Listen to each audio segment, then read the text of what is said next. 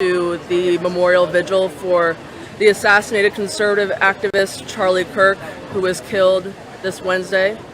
It is now Sunday at 5 p.m. and we are going to go talk to some people to see how Charlie impacted their lives, where they were when they found out that this tragedy has occurred, and to find out more about what we can do going forward.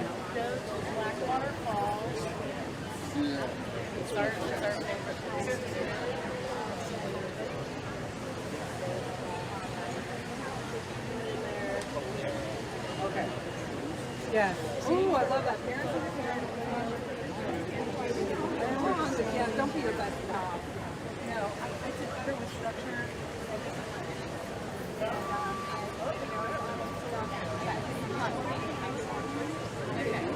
I'm just saying, I think that's what one of the people said.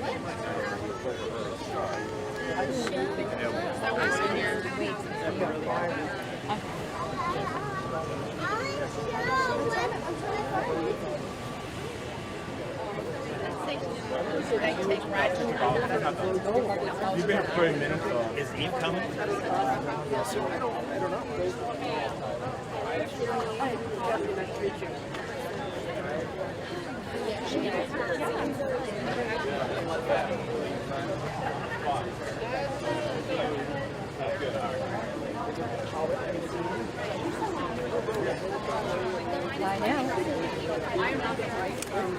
Oh, just here?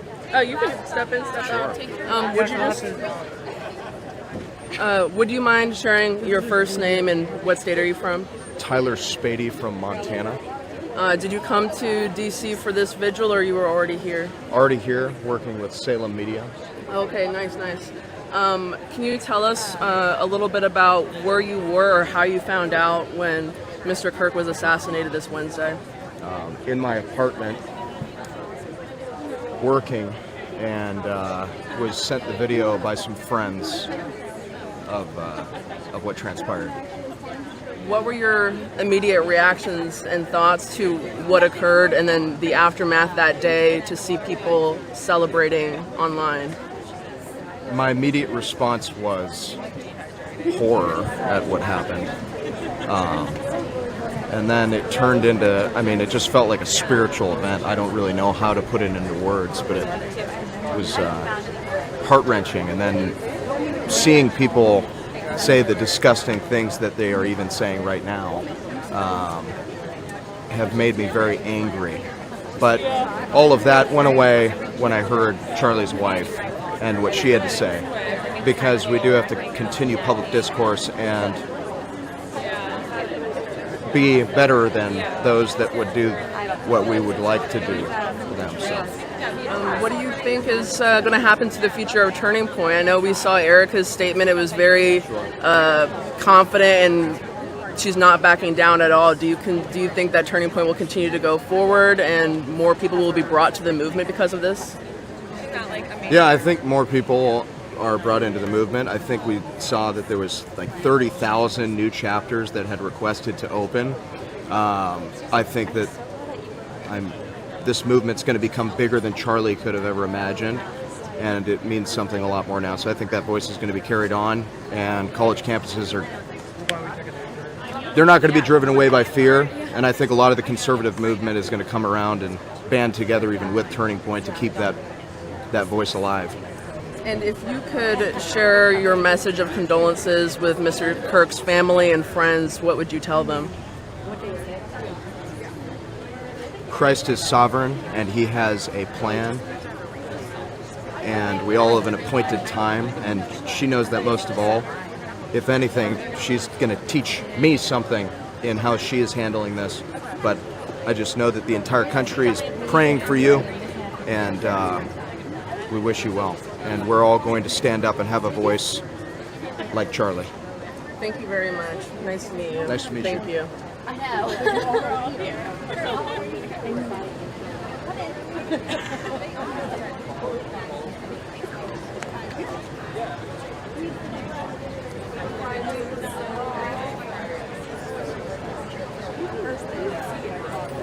Shadows in the 批判，因为我觉得他说的，但是在到上面可能在一个直面嘛，这应该是反射到下一个。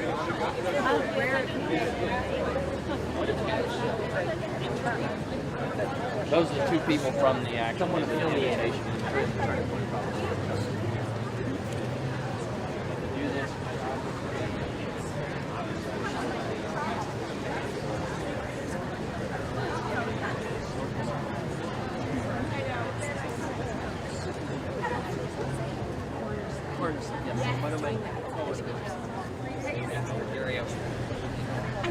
Billion times, so it has to be the same one. Okay.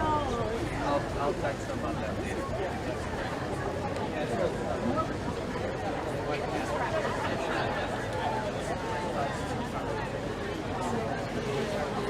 Oh, how do you not know? Do you mind sharing your first name and what state are you from? Yeah, first name is Kathleen, and then this is Damiano, and we're from Virginia. We're up in Loudoun County. Oh, okay, not too far away. Yeah. Did you drive in there from today? We did. We Okay. drove in, yes. Okay, nice. Yeah. Can you share a little bit about where you were and how you reacted when you found out that Charlie Kirk was assassinated on Wednesday? Yeah. Dom, where were you? I was driving home from school and she called me, Yeah. and yeah, I mean, Yeah. I was shocked. Yeah. It was horrible. Yeah. It was horrible. And I was actually at home, and I was actually hoping, my daughter sent me a video, and she said, "Mom, is this AI?" And I said, "Grace," she goes to Liberty University, and so I was like, delete that video. Oh my gosh, because I'd seen on social media Charlie Kirk was shot, and so I said, delete that video right now. And then we just all kind of just prayed and hoped, and I thought, okay, he's gonna pull through. And so that's where we were. We were home, and we were just kind of hoping and praying that he would be okay. Yeah. When the news came out that he had passed away, what was your reaction? Oh, I don't cry much. I'm one of the, and it was absolutely devastating. It was just, I think it was such a shock, and I think I took it harder than I thought I was going to. And like I had said before, I think, you know, when I used to hear about JFK and Martin Luther King Jr., when they were, I just thought that was devastating, but I don't understand how people can cry when they didn't know somebody. But it was a devastating blow, because I felt like he was such a champion of free speech and welcoming conversation from people who didn't have the same views as him, and giving them an opportunity to come up, speak. And he had a wonderful Christian faith, but he also was so knowledgeable. He just had a mind that was crazy. He had so many facts memorized. So, and I loved how he was always able to. He made it very important to find common ground at the end, or you know. So yeah. So you two were fans of his videos and his debates? Yeah. I have been following him for years. So, Oh, wow. So yeah. So it does feel like you know somebody. Yeah, like that. strangely enough, it does, and it hasn't gotten any easier. And so we've just, you know, kind of even just listening to our pastor at Cornerstone, and this morning he had a great service, and I think that's helped. But when I heard this was happening, I was like, Dom, do you want to go? And so just to be around other people and just pray and be together means a lot, just to be with other people. Did your pastor's sermon mention Charlie this morning? Yes, and he knew him, and he had actually come to our church, and my daughter actually asked him a question about 4 years ago. She had asked him a question, and so I know that our pastor, he said he was on actually a group chat with about 10 other people, I think other pastors and people, and he said so he got the messages coming through, and was hoping that maybe it wasn't real or whatever. And when I think he said his wife Erica did get on the text and say that it had in fact happened. So yeah, I think they would do some events together. And yeah, so To go back to the point you brought up about free speech, Yeah. what do you say to the people who are making fun of this, celebrating this, thinking that he essentially deserved what he got because of the speech and because of the opinions that he shared? Oh, it's awful, because we all have different opinions. I mean, we have so many friends and family who think completely differently than us, but I think the answer is always love, and with him, I feel like he was great at that, and that it breaks my heart that he didn't deserve to die. Yeah, that's been hard to watch. I work in social media, so it's hard because I want to stay off of it, but it's hard to see those things even from some people that I know, and I'd be surprised to see if they would comment and say things. Did you know anybody who on social media, any of your friends or anybody who said anything? I mean, I'm on Snapchat, and so people post kind of stuff more like, it's almost like they're just like dumping their feelings onto social media, and it's like some people were posting stuff like he got what was coming to him, and they were posting stuff with like laughy faces about it happening, and it's like somebody just got assassinated and they're making jokes of it. And it's just because somebody thinks differently than you, it's totally understandable to even not like somebody, not like their opinion, but to have somebody especially actually because I mean, it's not like he was a politician. He had a strong view on politics, but he just went to debate people and tried to spread the truth and the word and the gospel and everything, and it was not a fun day on social media. I mean, I tried to stay off, but Would you say the majority of your peers in your friend group and social circles at school, do they lean more towards being celebratory or have more of your opinion on this? So I would say a lot of my closer friends definitely share my opinion, but even when I'm sitting at the lunch table and people are making jokes about it, it's I thought I knew them and I thought I shared their views, and then they just completely different way, and it was disgusting. I mean, I even moved lunch tables one day because people were just almost, it wasn't bashing and making fun, but they were making disgusting comments about what had happened in the videos that were on social media, and making comments on what had happened. I don't want to think about it, but it was horrible. That's terrible. I'm sorry that you're going through this. I know he was so influential for many young people, including myself. I think I joined Turning Point when I was 17, several years ago now. So it's been a very odd week, right? In general.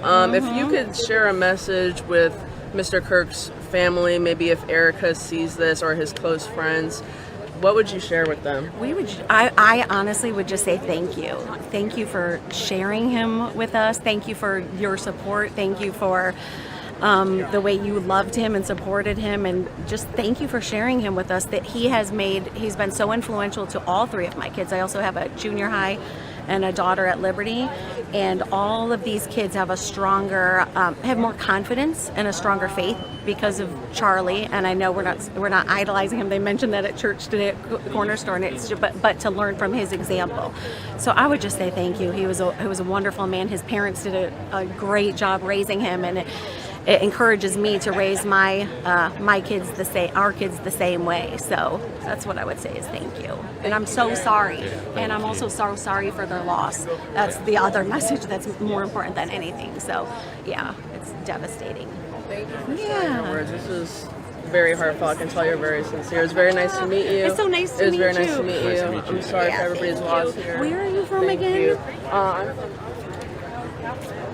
I did it internally.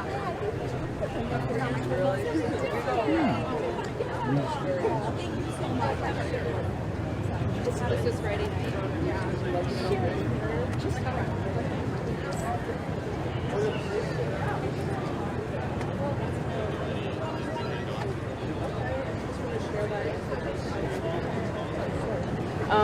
If you would like, if you don't mind sharing your first name and what state you are from. Nancy and Esther, and we're from Virginia. Just quickly before the message, can you share a little bit about your reaction on Wednesday when the news came out? Well, my reaction, honestly, was, we were talking about this on the way, our reaction was bad on Monday, Tuesday, Wednesday. There's been a lot of stuff that that was upsetting this week. Yeah. So it's been a hard week, I think, for a lot of people. Yeah. I agree. So if you could share a message to Charlie Kirk's family, if Erica sees this or his close friends, what would you share with them? Wow, thank you so much for sharing your husband. I know it's not an easy thing, and he's traveled all over the place, and so, and he was such a good speaker. He was passionate, and he believed in truth. So thank you. Yeah, thank you for sharing. I would like to share something else in addition to that, and that is I would like to send a plea out to everybody who has a mouthpiece is saying to Americans, be calm, this isn't, and they have lots of advice. My plea is to our political and our social, religious, local, and national leaders that instead of telling us what they fear and hope for America, my plea is that they please model that. I would like to see good, solid, respectful debate in the House. When committees meet, I don't want just a few people there. I would like to see discussion going back and forth. I'd like it to be respectful. I wouldn't like there to be name-calling because that sets a model for lots of other people to see. And so my plea is please, everybody. And if you're in a position where you have a mouthpiece or you have an important role in what's going on in our country, please remember to be the way that you want others to be also. Do you think that that's the message we should follow? Charlie Kirk was a Christian. Do you believe that we should turn the other cheek and just remain calm and peaceful? God only knows. The simple answer is yes, we should. But I know that's really hard to do. And so I pray that we all can do it, but I pray for the good of our country also. And I don't presume to know the answer to everything. I don't think any of us know, the way everything is supposed to be and the way we're supposed to think. But we can love one another, whether you're a Christian or not. Loving one another is something that can be done, and being respectful of each other. And thank you, Charlie Kirk, for getting people to talk about that. And thank you. Well, thank you very much. That's very beautiful. I'm personally moved. Anything else to share? I think for young people, especially, as a mom, you want to teach your kids how to speak properly, how to be a good debater, how to be a good listener. And if you're frustrated because you can't get your point across, then do the research, learn up on it, And I feel like even members of Congress, they don't do the research, they don't listen. It's all about name calling, and it's really, really sets a bad example to the younger generation, especially when we see people in committees speaking before other people that come in, And for example, like Senator Hawley, I really appreciate how composed he is when he speaks, and when he's debating with someone or trying to find the answers. He's very respectful, and he just points to the facts. And I would hope that other people in Congress would stick to the facts and not opinions, because opinions are not facts. Thank you very much. Thank you both. It was very nice to meet you both. Thank you.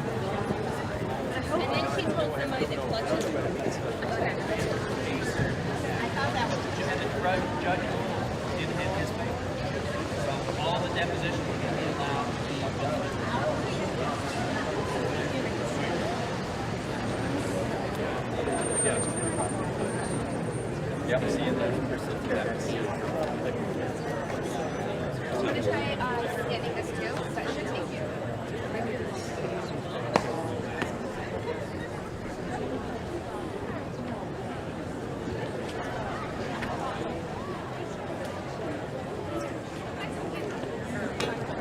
Okay, so that's just, when it says no bags of any kind. I appreciate that. So we're live on streaming Facebook right now. That's All right, perfect. Is this going to be posted later? It will be, the stream will be still live later. Okay, perfect. Do you mind sharing your first name and what state you were from? My name is Joseph, and I'm originally from California, went to high school in Texas, and now I'm here. You're in DC Yep. to live? Okay, nice. Can you share a little bit about your reaction and where you were when you heard the news on Wednesday that Charlie Kirk was assassinated? Of course I can. So I was shocked that he even got shot, because there's usually a lot of security at these events. I've been to a couple before, and they really make sure that nothing's going to happen. And the fact that somebody was able to get on top of a roof and get him in the neck, it really hurt me, because I've been a huge Charlie Kirk follower since I was about 12 years old, and I'm 19 now, so that's 7 years of him, watching him speak at colleges, watching him go to conferences. I actually met him at a conference 4 years ago, and he got to answer one of my questions. And now it means more that I got to meet somebody who led one of the biggest political movements for the youth in my generation. Are you part of a campus TPUSA organization? Actually, I am not a part. I just graduated high school. I was not planning on going to college, but if I was, I probably would be involved in one. Nice. Can you share a little bit about your opinion when you go online, or maybe just in your social circles or peer group, and you see people celebrating and justifying a husband and father be shot in the neck? What is your reaction to that? My reaction is they're not thinking about him as a human. They're looking at him as, okay, we disagreed with you, so you get what you deserve. They're not looking at him as a father, a husband, a brother, a son. They're just looking at him as, okay, I disagree with you, and now you're eliminated. So praise God that you're gone, and I don't ever have to see, your TikToks or you speak at my campus. I don't have to see that anymore. They're just looking at how it benefits them, not how it's affecting his wife, or how his daughters are not going to be able to grow up with a father, because a lot of the statistics talk about statistics show that people that don't grow up with fathers usually don't end up well when they become adults, and I'm very worried for his daughters. I'm hoping that they get the help that they need. Do you think that any consequences should be faced by people in public-facing jobs like teachers and medical professionals who espouse these views on social media? I believe they should be fired immediately. There is no justification for why they should be saying these horrific things about just somebody they disagreed with. The fact that they're praising on social media is sickening, and I don't think that anybody should keep their job if they are going on social media saying these things. What do you say to people in our generation, I'm an elder Gen Z, people who have the opinion like it doesn't matter that he's been killed, it doesn't matter that he has a family? How do we kind of change people's mindsets? It doesn't mean that they have to be a conservative or even a Christian or agree with any of his beliefs, but what do you say to people like that? Well, I say this. I say, forget his beliefs. Don't look at his political side. Look at who he is as a person and say, you know what? We bleed the same skin, not the same skin. We bleed the same blood. We put our pants on the same way. He's a human just like me. And that's the way I'm going to look at him. As a human being who sadly lost his life to somebody who was mentally ill. What do you think his lasting impact will be? Do you see the campus and college conservative movement growing bigger, even beyond Turning Point? But do you see a mindset shift here? I actually do, and I talked to a lot of people that I went to church with that were very centered on their beliefs. Like, they weren't Democrat, they weren't Republican, they weren't Libertarian. They were very centered on politics. It has made them more conservative, to where they are talking about they're going to vote Republican in the midterms for Senate, governor, what else? House. They're going to vote Republican because they clearly see it's one-sided and that no other side is going to get attacked. And I see a big shift in the conservative movement. I think not just what he said, but what everybody else has been fighting on since he has passed. A lot of people that I've watched on the right are not going down. They're standing back up and they're going to fight for Charlie Kirk. One last question. If you could share a message, an encouraging message to Erica Kirk and their family and their friends, what would you tell them? Well, Miss Erica Kirk and the children of Erica and Charlie Kirk. I feel very sad for your family that you lost not just your father and husband, but a great man who made an impact on my generation, who is going to keep me fighting for my beliefs. And I really hope that you guys get the help you need, whether it's through church, whether it's through therapy, whether it's through your community. I really pray that you guys get the help that you need. Thank you very much. Very nice to meet you. Thank you for the interview. I appreciate it. You're very welcome. Yes, I agree with you. Yep, that's what's going to happen. No, you're going to be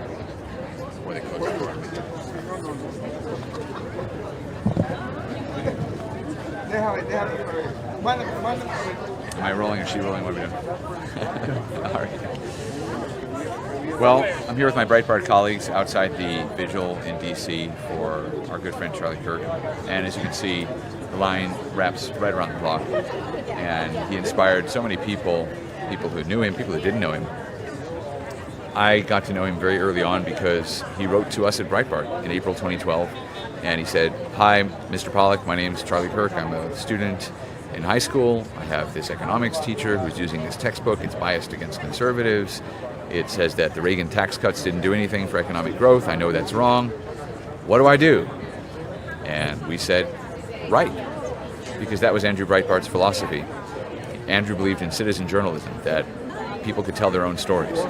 So we helped Charlie with that. We posted his article, and he got a reaction. So he kept posting articles, and then he turned his high school conservative club, which was called SOS Liberty, into Turning Point USA. And along the way, he is such a positive person, and he has such natural leadership abilities that he attracted people to him who helped him with fundraising, with organizing, administration, new ideas, and his progress has been so steady, his success had been so steady, that it's incredible in the wake of this horrific event to look back at the last 13 years and realize just how far he had come. And to look around the world at how many people love Charlie Kirk, how many people he inspired, and not just the kids he met at college campuses, older people, younger people. My 10-year-old son, who I didn't know was watching Charlie Kirk videos, told me that he watches Charlie Kirk all the time. And when people talk about JFK and the assassination of JFK, they all say, "I remember where I was when I found out that the president had been killed." When people talk about Charlie Kirk, they say, "I remember how I know Charlie." That's how many people he touched, and partly that's a function of social media, which he used very well, but it's also because, as brilliant as he was, he had the humility to come down to where people were and debate them on their terms, and to take all comers, to give a platform to anybody. There's nothing more American than that. There's nothing braver than that. There's nothing greater than to risk your life for what you believe, like any soldier, really. He gave his life for freedom of speech, and he gave his life for freedom of religion, and he gave his life for freedom of assembly. He's the ultimate First Amendment hero, and we wish we didn't have to honor him like this. But just as he was inspired by Andrew Breitbart, which is why he wrote to us, there are going to be many people who are going to be inspired by Charlie Kirk for many, many more years. He's going to be remembered in American history, and crucially, and I think this is very important in the current moment, he has, in a sense, bought a place for conservatives in the civil rights tradition in this country. Because like the great civil rights heroes who were cut down fighting for racial equality, Charlie Kirk was cut down fighting for freedom. And there are many discussions still going on, it's very early, about what the implications of all this will be. But one thing that nobody can ever say again, that conservatives are not part of the struggle for freedom in this country. Conservatives lead the struggle for freedom in this country. Nobody ever has to apologize for that, ever again. And Charlie Kirk, you can look around here. The love will continue after the vigil's end. The grief will also continue. This is not going to go away. But he had a vision, and the vision was one that had its deep roots in our founding, in our Judeo-Christian values, and in the precepts of our Constitution. So I feel pretty confident that this is just the beginning for Charlie Kirk's legacy. And it's not lost on me at all that we're at the John F. Kennedy Center, like you said, great president who was assassinated, and everybody remembers where they were when he was assassinated. I would say the general vibe of people here in line it is definitely people in mourning, but it is also very hopeful here. The people I have talked to have all said there is hope, renewed hope for the conservative movement, and they've said that their campus organizations have grown, Turning Point, and shared messages of peace and love with Erica while she is obviously going through the worst time of her life. I don't think so either. Yep. Yeah. That's the other thing. They told me they had mice. I think they never had it. No, it's like that. Then they start hunting.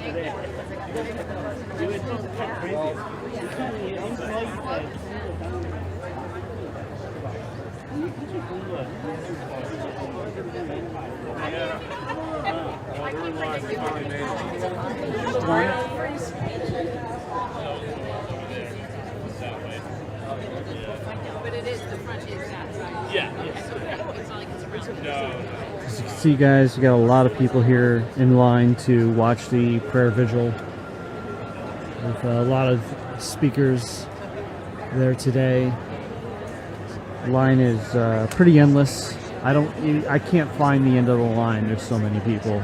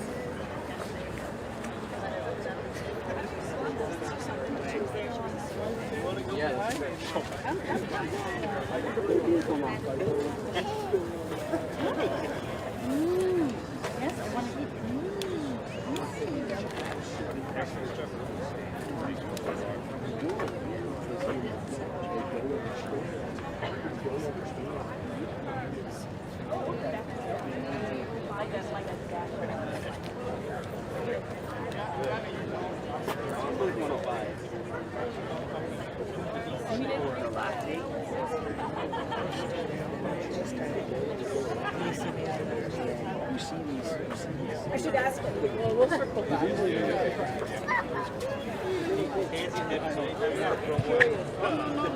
I'm enjoying it. You're like, Jesus. Thank you very much.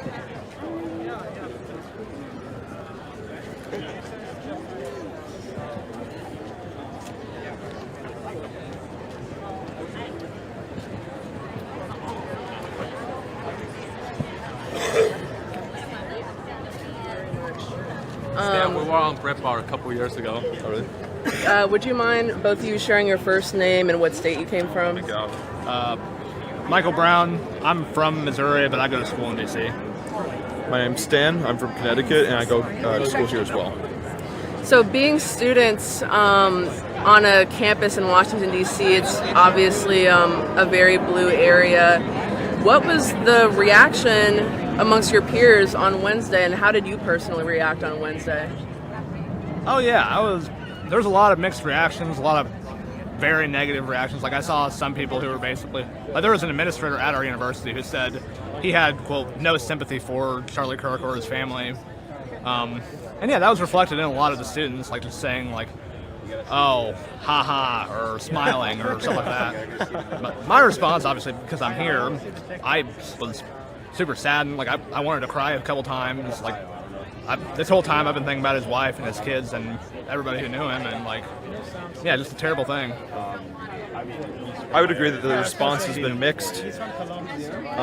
With many students, I think, who are taking almost celebratory response to this. They are, thankfully, a rather small minority, and I don't think they really understand the damage this causes to the discord when violence is introduced into a process which should be entirely peaceful.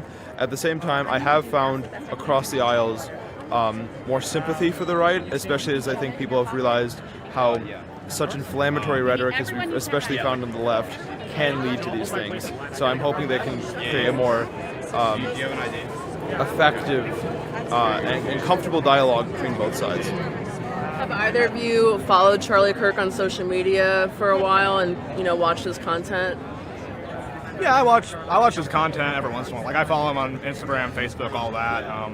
I didn't follow him or Turning Point super closely, but like, yeah, they definitely influenced me and my political views for sure. I mean, much how like Rush Limbaugh might have been for the baby boomers, I think Charlie Kirk was for a lot of Generation Z. For a lot of young people, some people fanatically followed him, and he was their idol, and his death is especially bitter for them. But all conservatives had lots of respect for him and was aware of him, had watched his content before, and respected his debates and how he approached the topics he did. What do you say to those people who, especially you said an administrator was making light of this situation, which is terrible? What do you say to those people? What should happen to them, especially if they have a public-facing job or something involving students like that?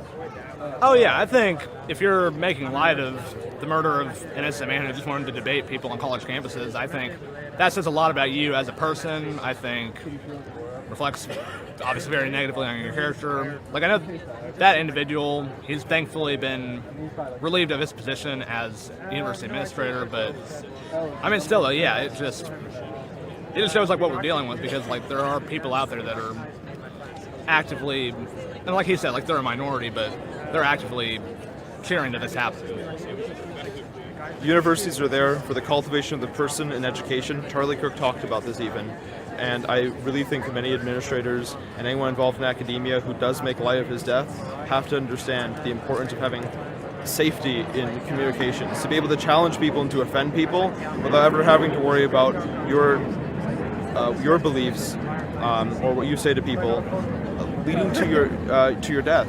And I think people who make light of this are really making it an embarrassment of the institutions in which they have employment, in which they live, and where they're acculturated, where their friends are, because it requires, if you're in a university, to be open to new ideas and to not rely on violence or celebrate it.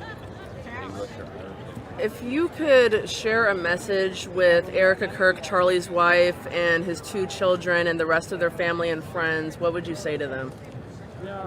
Well, if I could speak to Miss Kirk and their kids, I would tell them that, obviously we're praying for you. We all share in your pain. Obviously not to the extent that you guys do, but everyone in America, besides that select few, is rooting for you guys, and we all share in this tragedy.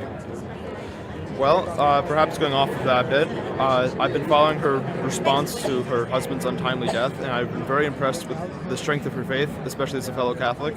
So I'd just like to say that through her suffering, through her husband's death, she's inspired me quite a bit, and I'm praying for her and her family. Do you guys have any opinion on what should conservatives do now? I mean, we've been hearing so many different narratives and stories. Some people want conservatives to kind of roll over and turn the other cheek. Some are calling for a lot more than that. What do you think would be the most productive thing? What would be a solution that Charlie would want? Yeah, no, I absolutely don't think we should just roll over. I think we need to build off of what he did. As I say, ever since he died the other day, I've heard a lot. Like, I know that like Turning Point said that they have a bunch of new requests for chapters. I know Alex Jones said that he's planning on doing a tour of college campuses to carry on what Charlie did. And I know, like, yeah, we as conservatives, we just need to build off of what he did and keep talking to our fellow students and people on campuses. I think it's time for conservatives to consider what language is used and how it shapes the dialogue. I mean, people who are progressive have been aware of shaping language and dialogue for a very long time. If you go back to the origins of sort of modern American progressivism in the 1960s, they're always very concerned about choosing the right words to make people look bad, right? They like to call people on the right, fascists, far right. Even now, they constantly accuse people on the right of destroying American democracy, etc. And I think it's important for conservatives to realize how the conversation, the public life, is being shaped by terms that progressives use, and make sure that we're using objective terminology and that we're being frank about our opinions and our views, because this more and more extreme ideology, which attempts to frame all people on the right as being dangerous and harmful to America, raises the temperature and leads to people who are more radical, like the shooter, from doing what he did. And one last question. What do you think that Charlie's lasting impact will be? You said he's kind of like our generation's Rush Limbaugh. What do you think Generation Z is going to look like going forward because of him? Oh yeah, he absolutely shaped our generation's political positions. And like, I know like several people just from back home in Missouri who like never went to a college campus, never heard him speak, who were shaped by his dialogue and by his rhetoric. And yeah, I feel like across our generation, like, he's going to have that Rush Limbaugh effect where he reached out to plenty of people and had a dramatic impact on our policies. I'd say two major things. First of all, his speaking abilities and the fact that he emphasized dialogue, how he communicated with people. He always attacked their ideas, but he's very kind to college students with whom he spoke. And the second big thing is the fact that he lived his values. Progressive values and progressive ideas have been lived out in American society for decades now.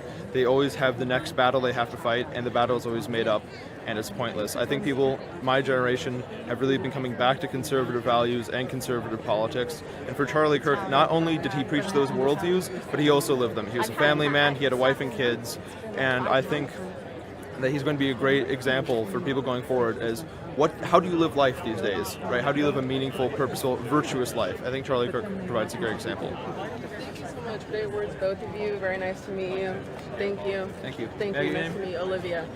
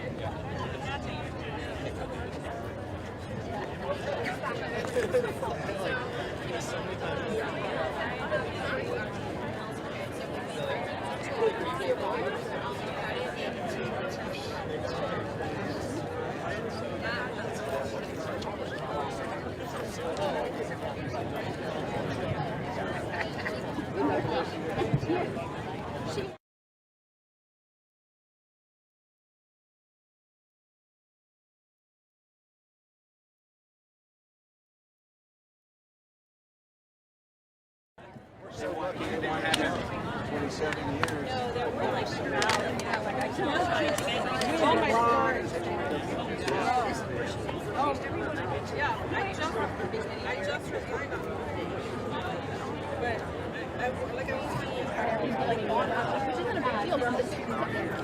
If you don't mind, do you want to say your first name and what state you're from? Yeah, I'm Katie Blankenberg. I'm from California, but I currently live in D.C. I'm an attorney over at Judicial Watch.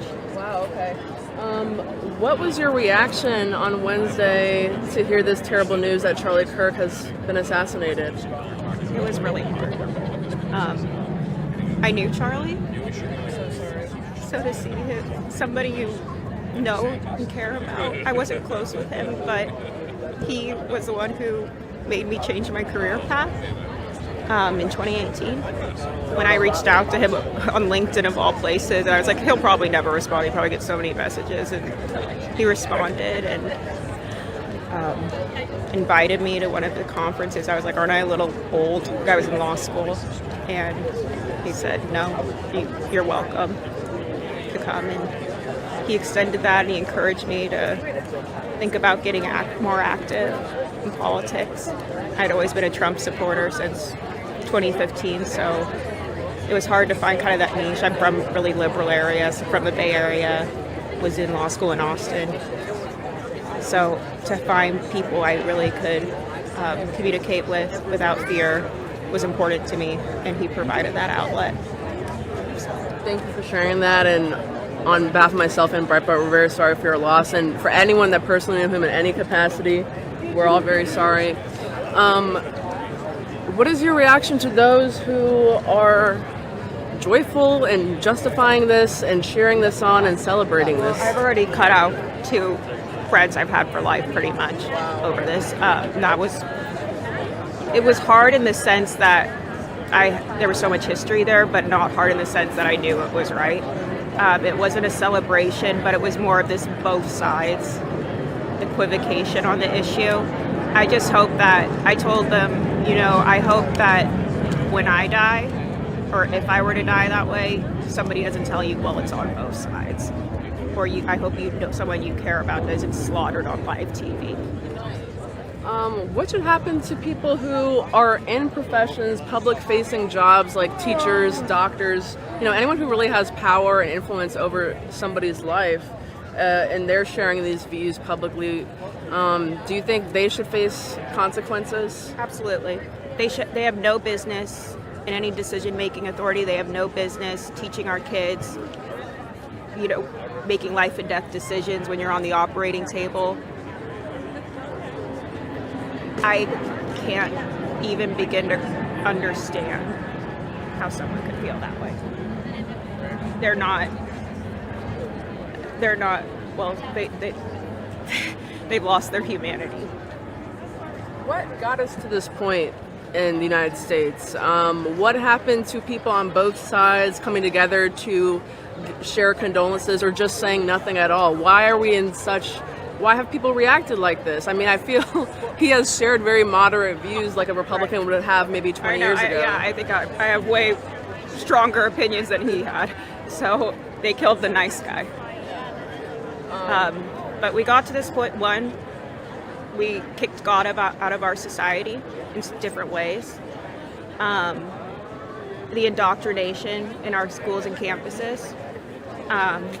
And that goes from a young age of kindergarten, not just the colleges. I mean, when you look at these radical figures, these are the monsters that were created by a system. And then it also with the family. If you hear your child speaking this way, you need to nip it in the bud, or else it's going to metastasize. If you could share an encouraging message to Mrs. Erica Kirk and their 2 young children and the rest of their family and friends, what would you tell them? I pray for them. And just know that we can take comfort in knowing that Charlie is with Jesus and that his voice is louder than it ever was before, and we're going to make sure of that. What do you predict for the future of conservatism, as young people, as people who were involved in Turning Point? Do you think that his movement is going to be greater? Like, what will his lasting impact be? I think it will be greater. I think that this has made people look him up, people want to, fact check, some of the things he was saying. I heard some people say, well, did he say X, Y, Z? And they're going back and listening to the full videos. I think more people are opening up their Bibles, more people are opening up their hearts and minds. As much as we're having some really despicable behavior come up, we're also seeing a lot of good. Not that good could come from, just if any good could come from this tragedy, it's that people are more resolved in their faith and try to live by his example. Thank you very much for sharing your beautiful words, and I'm actually very sorry for your loss. Thank you.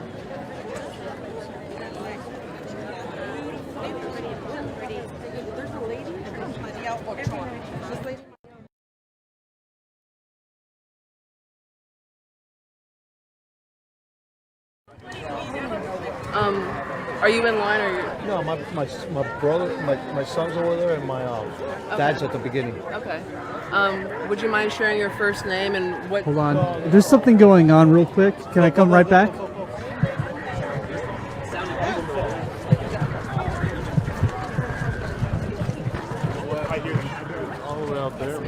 Guys, I hear something. I'm just going to go check it out real quick. It's just one person. She's.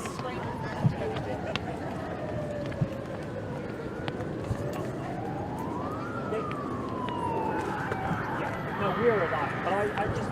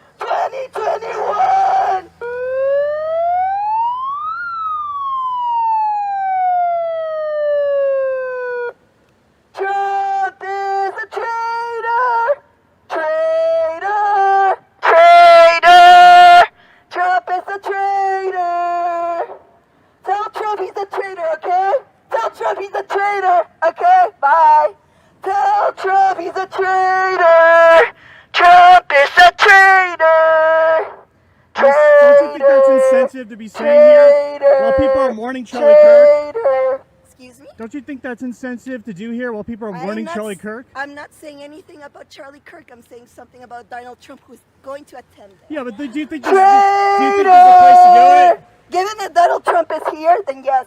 Donald Trump is a traitor! Donald Trump is a traitor! Donald Trump is a traitor! Are you changing people's minds? Traitor!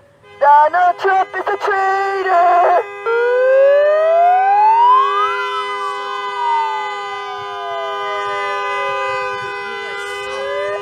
Fuck the Proud Boys and fuck Trump!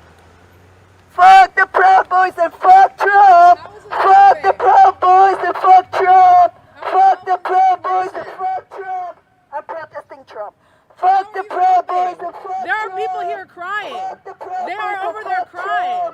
Fuck the Proud Boys and fuck Trump! There are people that are friends with him. I'm not saying anything negative about Charlie Kirk. You are interrupting people mourning. You understand that? You are interrupting people in grief. You are interrupting crying people. There are crying children over there. There are crying people. sleep? You don't have anything else better to do?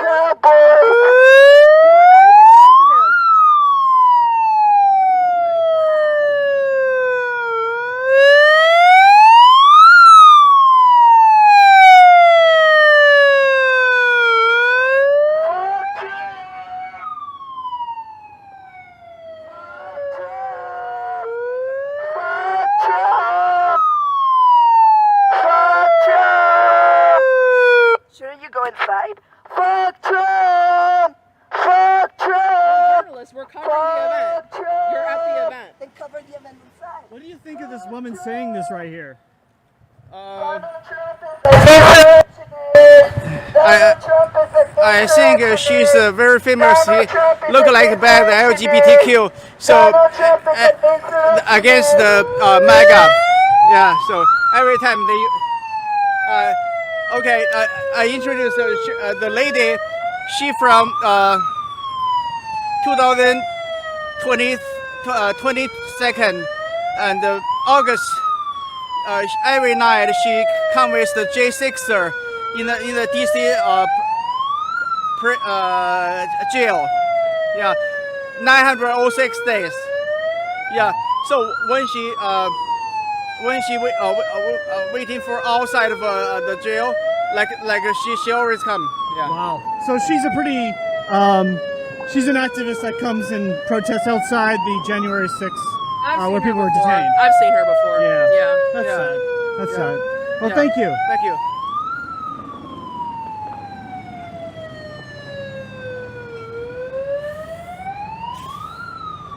All right, guys. So sorry for that bit of an interruption. We heard screeching, so I decided to run towards the screeching and see exactly what was going on. This seems like leftist activist that likes to show up to a lot of events consistently.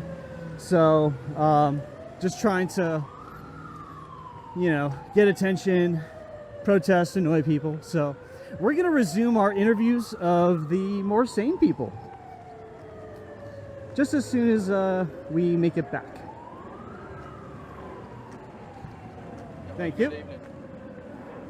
Thank you.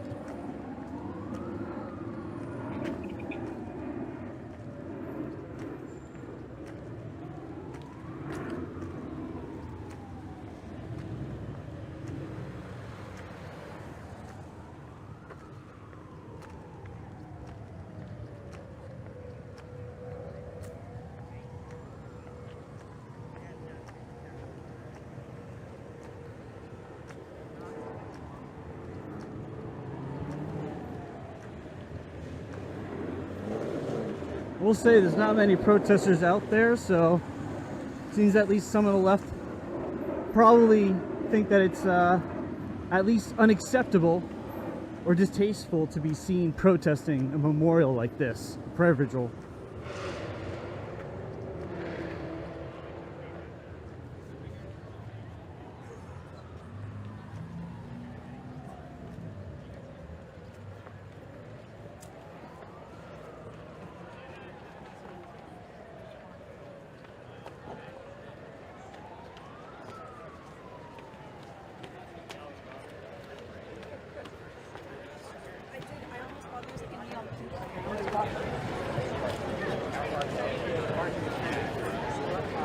I guess as long as you're protesting Trump and not someone who is successfully assassinated, it's okay for someone like that. It's sick. It's real sick thinking.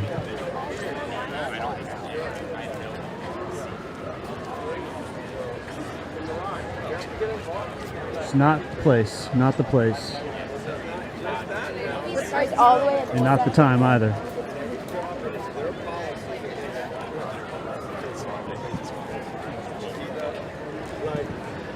Yeah.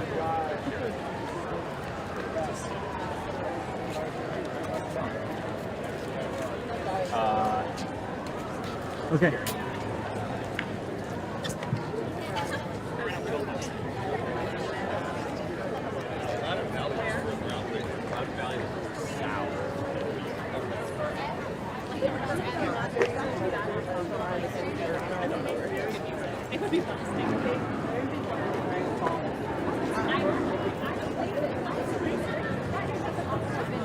Wait,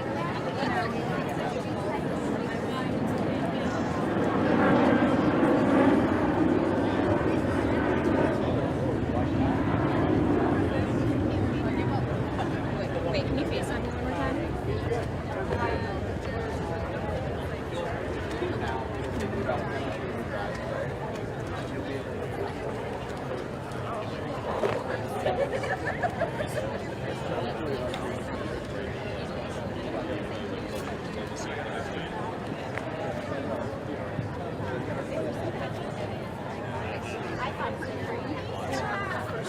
Lots of different squares. I got it. Where are y'all? Matt. Hey, how are you? My dad lives in town. It's basically something else like I think I need to ask one. Okay, I'm gonna walk from here, but I want to get to you. I don't like when things happen. Joe, do you want to be interviewed with Breitbart? Yep.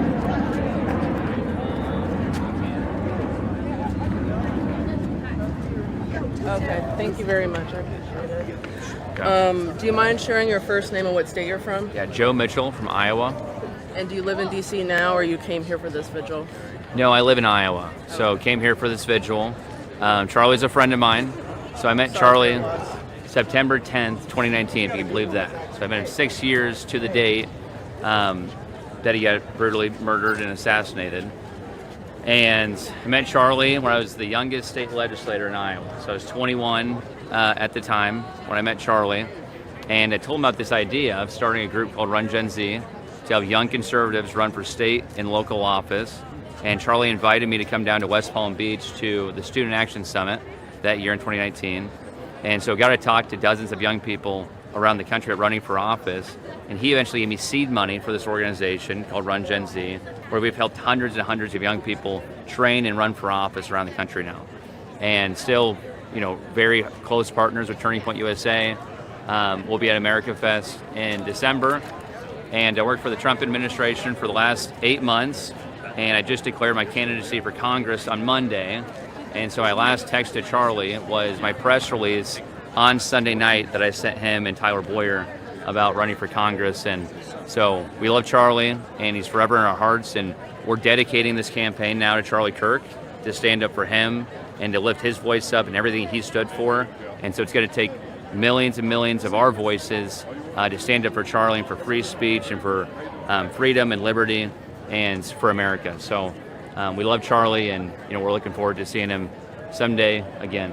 Well, congratulations on your campaign, and again, I'm sorry for your loss. And I'm actually familiar with Run Gen Z now that you mention it, so Good luck with that. Thank you for that. What was your reaction to see all these people online and in real life in cases celebrating and justifying this murder? It was disgusting. It sounds like some of these people were here. They're clearly, some of them are possessed. They're bad people, evil people.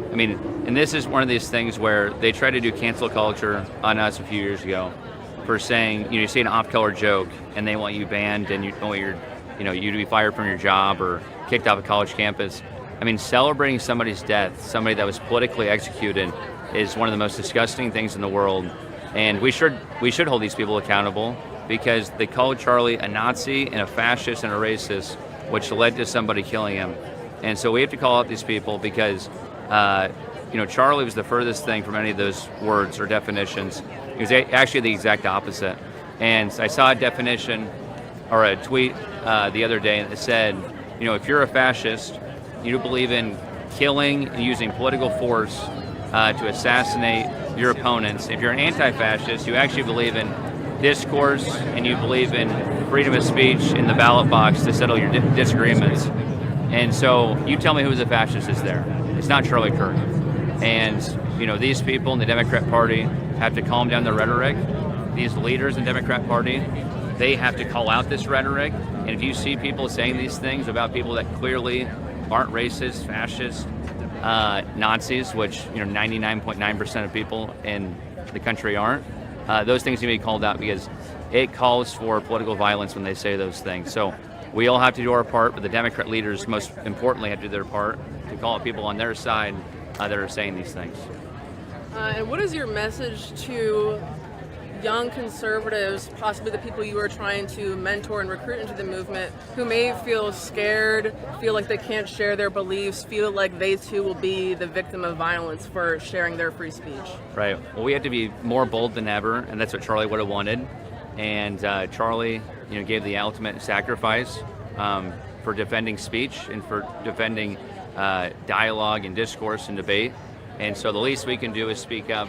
We're not going to sit down. We're not going to shut up. There's all these people here, thousands of people here to celebrate Charlie. And so people aren't afraid to come out. We're going to be more awake, and we're going to be more open to standing up and speaking freely about what we believe. And so that's what we're doing here, this Vigil tonight. And we appreciate you guys reporting on it, by the way. Thank you. Because you don't really see too many mainstream news organizations out here reporting on this. But, people, they love Charlie, and this has awakened a giant, I think. And not only politically, but spiritually in this country. And that's what Charlie would have wanted.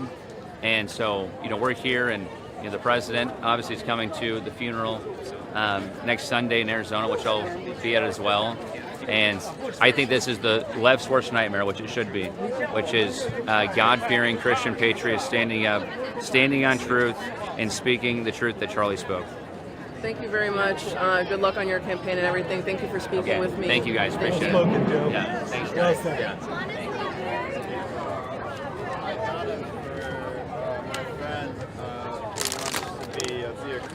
That's it.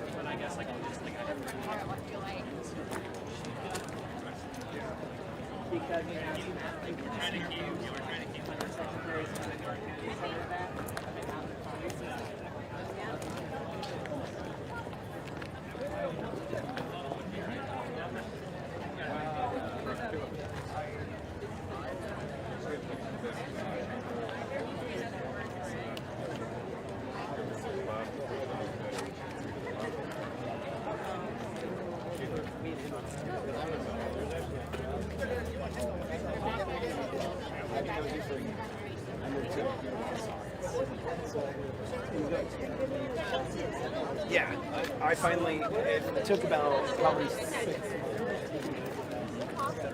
I started getting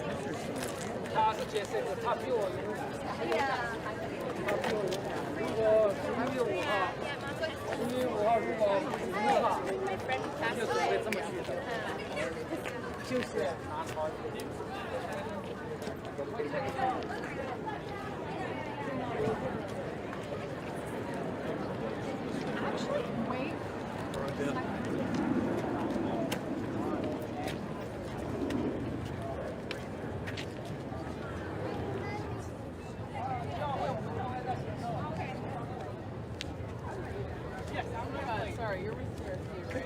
Yeah. Are you able to speak?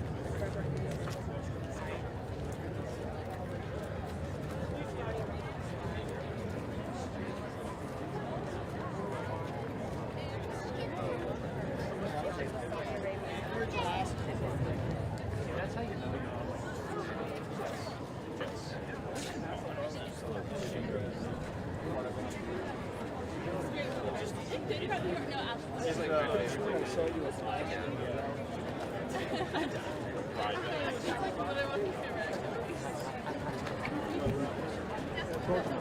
Oh, okay. Well, but mine is closing themselves. Yes. Is it? Yeah. Okay. There's probably always. Would you mind sharing your first name and what state you're from? Let's face this way here. Okay. Yeah, perfect. Thank you. Would you mind sharing your first name and what state you're from as we walk backwards? My name is Jessica and I'm from Alabama. How old are you? I'm 31. Oh my gosh, I literally thought you were okay. I thought you were in college. Sorry. No, it's So, okay. Have you been a long time follower of Charlie's? Yes. He and I are about the same age, so really since he started. Right. Can you share a little bit about your initial reaction when the news broke on Wednesday that he had been shot, and when about an hour or so later it came out that he had unfortunately passed away? Yeah. I mean, I've never experienced anything like that in my generation. A public figure that I've grown up with, and it's felt like a personal connection with, and this has shaped the conservatives, especially in people becoming conservative in my age group. I felt like I had been punched in the stomach, and I just had to stop. I was in shock. When the news came out, I was crying, and I don't cry very easily. But even now, just thinking about it, it's been one of the hardest things I've seen just from a young conservative. And what is your reaction to people online and sometimes in person who are celebrating this tragedy? Well, I'm disappointed because I would never, regardless of political views and regardless of what we think about things, at the end of the day, we're all human beings, and I don't want any human being to die, and especially in such a catastrophic and devastating way. So I'm disappointed that there are people on the other side who think that's okay, because it's not. What should happen to those types of people, especially those in public-facing jobs and professions of influence like teachers and medical professionals? Should they be reprimanded? They should. I think if it were the other way around and it were the conservatives making comments, I think that we would lose our jobs and we would be canceled in a heartbeat. So I think the street should go both ways. What is your reaction, I guess, to those people saying those things? Like, you as a follower of Charlie's, do you feel scared to now share your political beliefs or to exercise your freedom of speech since he was killed while exercising his freedom of speech? Yes, and he actually inspired me to be a lot more open and share a lot more on social media amongst people about my more conservative values and my beliefs. And now seeing what can happen as the result of that, and that's being celebrated, it makes me scared, but at the same time, it invigorates me to keep going in his honor. And if you could share a message of encouragement or inspiration to Mrs. Erica Kirk and their 2 young children and their friends and family, what would you tell them? That he'll never be forgotten, that his life was cut too short, but he's legendary, and that we will all fight for his name to be remembered for generations. Thank you. One last question. What do you predict will happen with, the young conservative movement? What is Charlie's lasting impact on people in that age group? Well, I think we're seeing that even younger, I'm a millennial, but even with the Gen Zs, more and more are becoming conservative, and that's because of Charlie Kirk. And I think more and more young voters are voting Republican because of Charlie Kirk. And I think that his legacy is going to continue, and that is going to continue on through the next generation and the next. Thank you very much. I appreciate it. Nice to meet you. Nice to meet you too.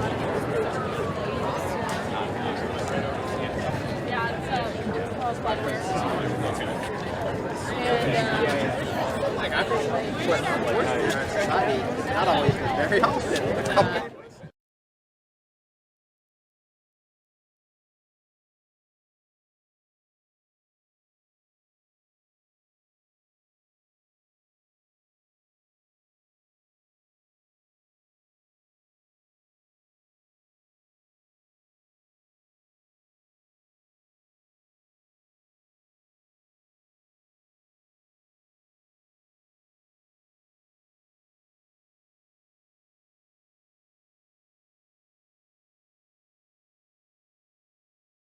I know.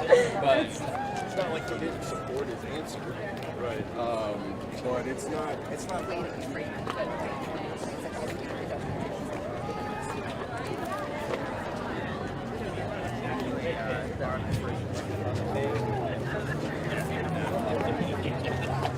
have to be ready to see what creates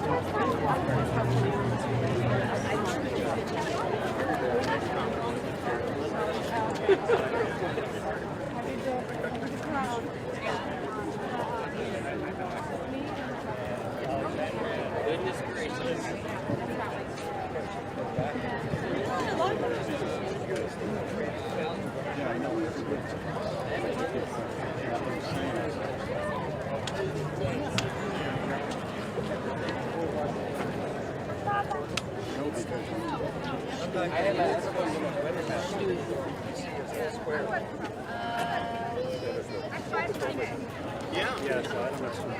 Yeah, that's the image I have in my mind. And then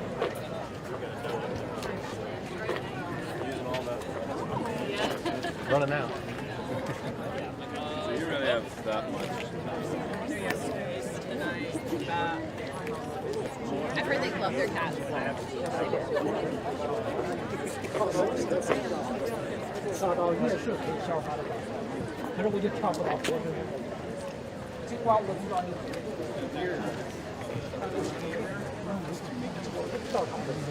不是那么有嘴。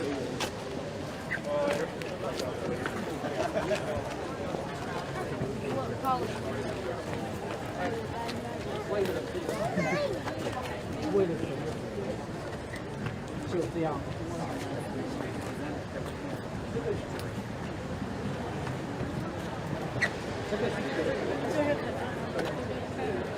这是我怎么看嘛？这是我搞的了。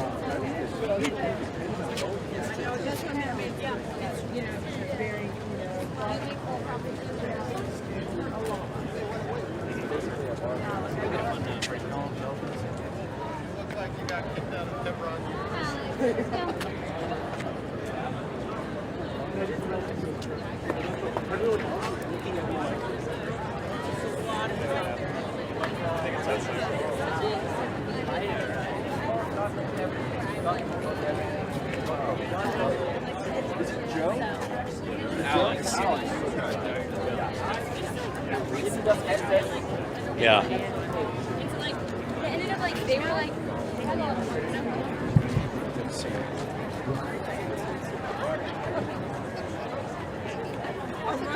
I am honored today. 那你就说表达能力才是。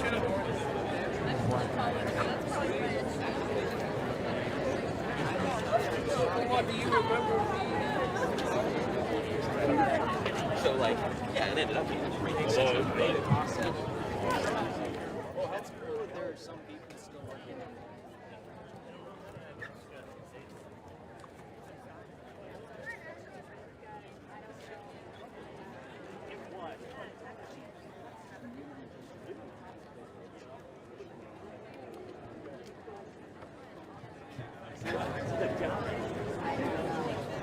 My bag.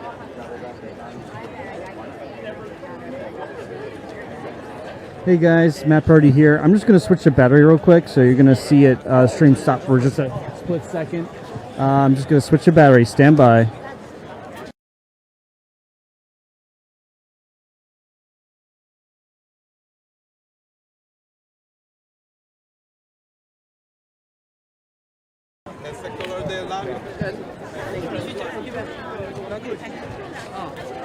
Would you mind? We're just going to walk with the line. Would you mind sharing your first name and where are you from? Rebecca. Rebecca, Yeah, nice to meet you. yeah, nice to meet you. Where are you from, Rebecca? You mean my Well, what state did you travel here today? Virginia. Virginia. Okay, nice. What was your reaction on Wednesday when you heard the news that Charlie Kirk had been assassinated? I feel so sad and angry with it. I think that's not acceptable. Yeah. She's a peaceful man. If you don't agree with him, you can debate with him. You don't need to kill him. This country getting, just become more like China. People have no secure, if we, both of us, we come from China, we don't like Communist Party. That's why we come here. So if American become, the socialist, communist, why we stay in this country? So I want American people to know those things is evil, is not acceptable. Church shouldn't stay in the building. You have to stand up to make noise, to let the sleepy people, make them wake up. Yeah. So those people who may be asleep and are celebrating this and saying they're happy that Charlie was killed, what do you tell those types of people? Those people, I only pray for them. I hope God do something for them. People couldn't, they killed Charlie Kirk. We couldn't kill them. But we only can pray for them. We hope God do something. So you're an advocate of just free speech and praying for people, no violence. No violence. No violence. If you could send a message to Mrs. Erica Kirk, Charlie's wife, and their 2 young children and their family and friends, what would you tell them? I will appreciate their family. They service this country. They pay the big price for this country. They want this country back to God. So I will tell her, we wake up right now as church members. I believe there are more church people will wake up. We will do the things just like Charlie Kirk. And one last question. What do you think his lasting impact will be? He was very big on social media with young people and young conservatives. Do you think that his organization, Turning Point USA, will continue to grow because of what happened? Yeah, certainly they will grow up. Yeah, because his blood make people wake up. So Christian like me, I'm already wake up. Yeah, so I'm do appreciate with Charlie. It's a short life, but not short. Thank you very much, Rebecca. I appreciate it. That was great. Thank you.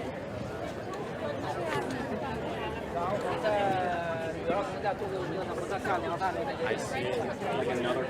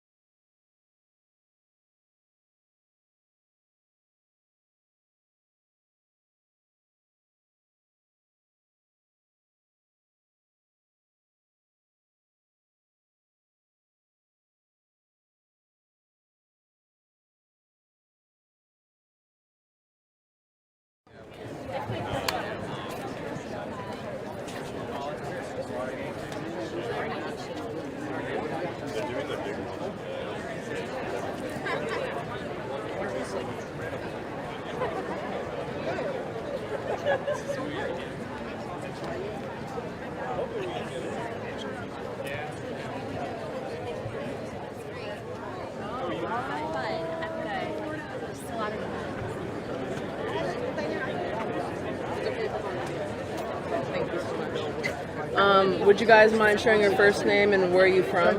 Brandon, born in Louisiana. Samantha, I'm from Florida. Did you guys travel here today for the vigil, or were you already in DC? We came here for today. Wow. What was your reaction on Wednesday when you saw the terrible news that Charlie Kirk had been shot, and then later in the day it was announced that he had passed away? Devastation, crying, sobbing. Been in just a fog for 3 days. So. Yeah, it was just a big shock for me. Are you a student? This is my daughter. Oh, okay. People at school, what are they saying? How are your peers and teachers reacting to this? I've lost a lot of friends for supporting Charlie Kirk, and it's been sad, but I know that it's for a cause and not stupid, so I'm okay with losing those friends that don't support him. What types of people, or what types of things are people saying? Mocking him and laughing for his death, which isn't okay. Have you argued with them back, or you're just kind of like letting them say what they want to say and removing yourself? Not arguing, but stating back that it's not okay for them to be mocking him and making fun of his death. What should happen to people in public-facing professions like teachers and medical professionals who are sharing these disgusting things online, celebrating that this husband and father was shot? It shouldn't be allowed, especially because the teacher's role is not to share political beliefs. So they shouldn't be a teacher at that school or anything like that anymore if they're sharing those beliefs with those students, because that's not their role. Did you follow him and like watch his videos on debating and stuff like that? Yeah, I've watched him very frequently. Would you say he's impacted the way that you think and how you speak up for your beliefs? Yes, I 100% believe that his videos impacted my beliefs in God and political beliefs. What do you think about these people who are clapping and cheering about this man's death? They have no place in civilization. They're demons, and you can hear them. You can hear them across the street. Yeah. You can't right now, but about 10 minutes ago, it sounded like demons. We ran over there, and it was a lady and I've seen her at many protests before. She's kind of known around here, but she had a megaphone and was yelling and screaming. And when confronted, she said, well, it's because Donald Trump is here. And I said, there's people crying and mourning, and she didn't care. What is your reaction to, even when confronted with reality and trying to bring out the humanity in the situation, they continue to scream and disrupt this event? They don't have God in their hearts. They have no God. It's that simple. And that's why they go crazy, because they feel God, the power of it right now, and it's overwhelming them, and they're losing their minds. It's been an emotional week, and a lot of people in the conservative movement have said a lot of different things about how we go forward. What do you think Turning Point USA will look like going forward? Especially you're a member of Generation Z. Do you think his movement will continue to grow and have a lasting impact? I believe that it will continue to grow tremendously, because there's so many more people that have had more faith in God since this tragedy has happened, and people around me included, and myself included. Can you tell us why you brought this American flag with you to the vigil? Because America's great, and Charlie Kirk represented America. Last question for both of you guys. If you could share a message with Mrs. Erica Kirk and their two young children and their family members, what would you tell them? That they are going to be loved more than, I can't even explain how much they're going to get loved. They're going to have more love than they can handle. My prayers are sent out to them for sure, and their family does not deserve that whatsoever. Thank you very much, both of you guys. Thank you for the words. Appreciate it.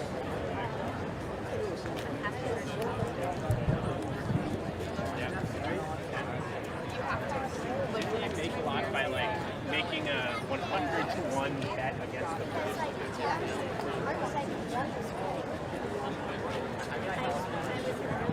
As you can see, the line is not stopping anytime soon.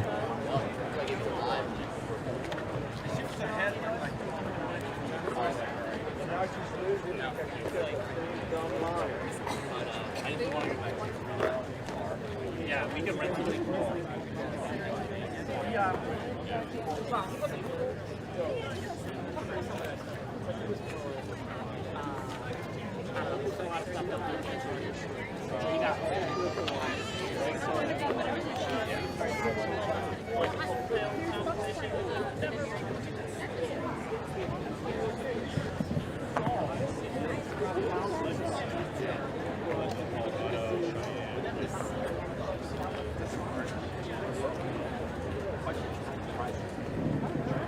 It's a single dose to only 1,000 to 2,000 people who will work our area.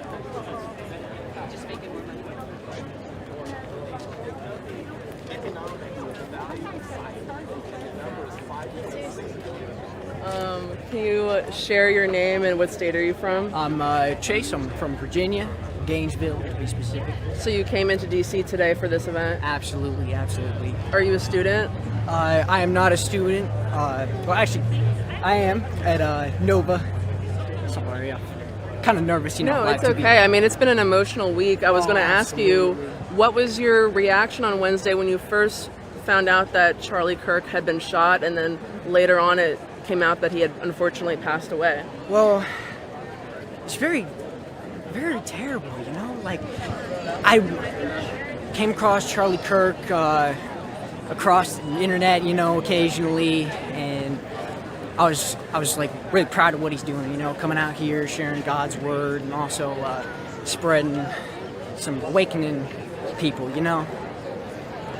And I'm really inspired by him. Would you say he influenced any of your beliefs, or maybe just your willingness to share those beliefs with your freedom of speech?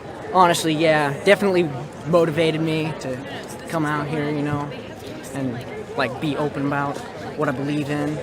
And I don't think people should be afraid, even though he got shot, you know, like he got shot, his word still lives on.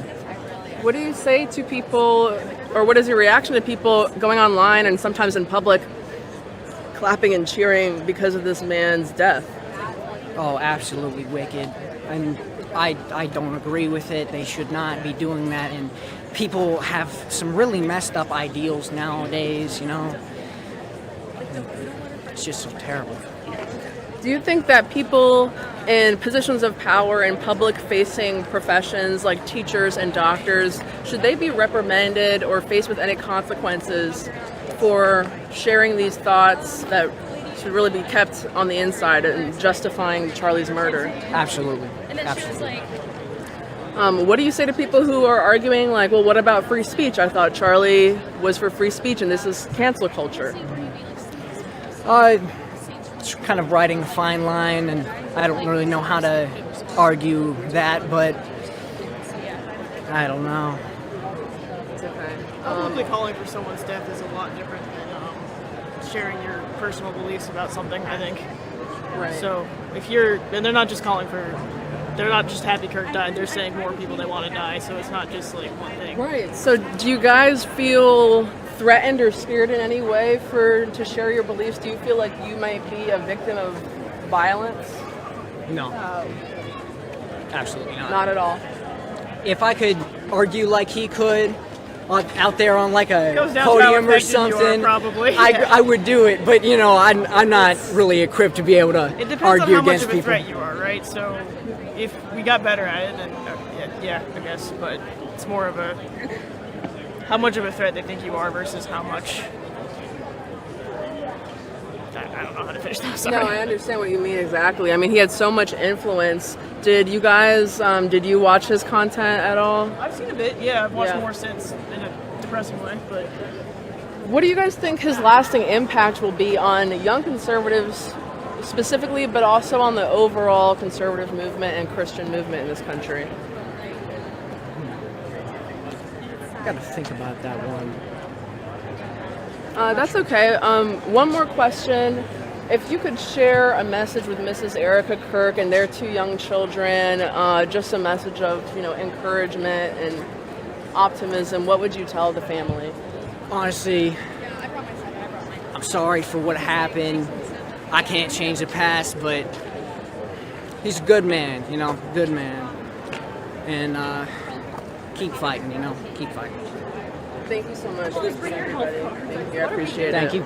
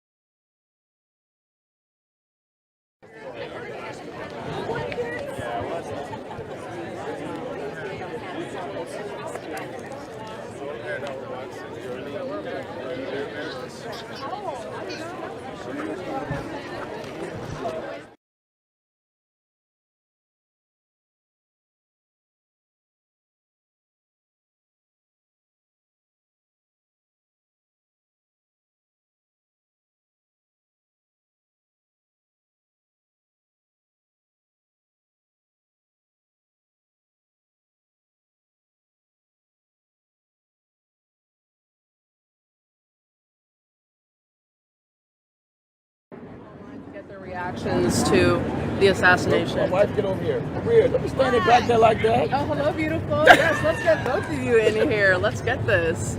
If you guys don't mind, please share your first name and what state you are from. All right, Leon from Richmond, Virginia, from Virginia. And I'm his wife, Maria. It's my wife, Maria. From Richmond, Virginia. Yeah. It's nice to meet you guys. Yes. It's kind of a somber feeling here, and also, I think, filled with hope for the conservative movement going forward.